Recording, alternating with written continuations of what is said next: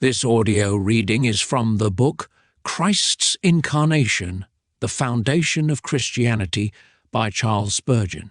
Our selected reading, The Incarnation, the Cause of Trouble. When Christ was born, many were troubled because of him.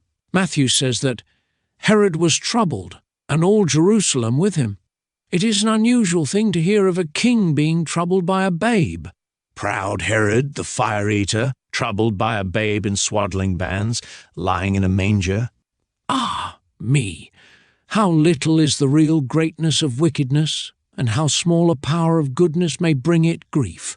When some people hear the gospel and find that it has power in it, they are troubled.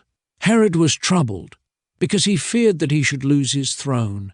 He thought that the house of David, in the person of the newborn child, would take possession of his throne, so he trembled and was troubled.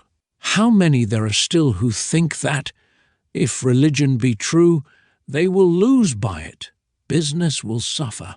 There are some businesses that ought to suffer, and as true godliness spreads, they will suffer. I need not indicate them, but those who are engaged in them usually feel that they had better cry out, "Great is Diana of the Ephesians," for they get their living by making and selling her shrines. And if their shrines are in danger, and their craft is in danger, then they are troubled.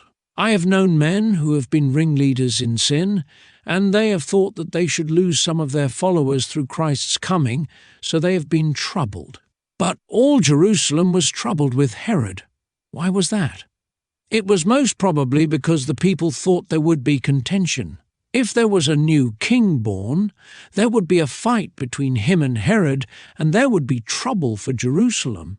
So there are some men who say, "Do not bring that religion here, it makes such contention. One believes this, and one believes that, and another believes nothing at all. We shall have trouble in the family if we get religion into it." Yes, you will, that is acknowledged in the Scriptures, for our Lord came to bring fire on the earth. He has come with a sword in his hand on purpose to fight against everything that is evil, and there must therefore be contention. Hence, I do not wonder that the lovers of ease are troubled.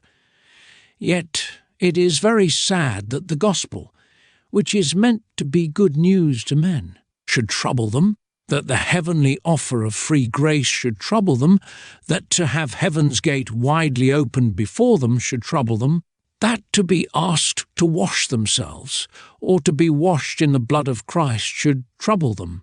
Troubled by infinite mercy, troubled by almighty love. Yet such is the depravity of human nature that to many who hear the gospel every day, it is still nothing but a trouble to them. Herod tried to get out of the trouble by playing the part of a hypocrite. "Yes," he says to the wise men, "there is one who is born King of the Jews. Will you kindly tell me all about it? You say that you saw a star. When did it appear? Be very precise in your account of it. Did you take note of its movements? What time in the evening was it first visible? What day of the month did it appear?"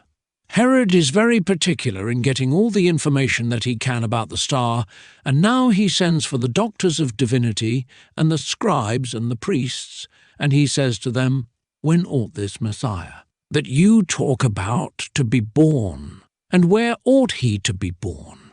Tell me." Herod, you see, is a wonderful disciple, is he not? He is sitting at the feet of the doctors. He is willing to be instructed by the Magi. And then he finishes up by saying to the wise men, "You go and worship the newborn king. You are quite right to have come all this distance to worship this child.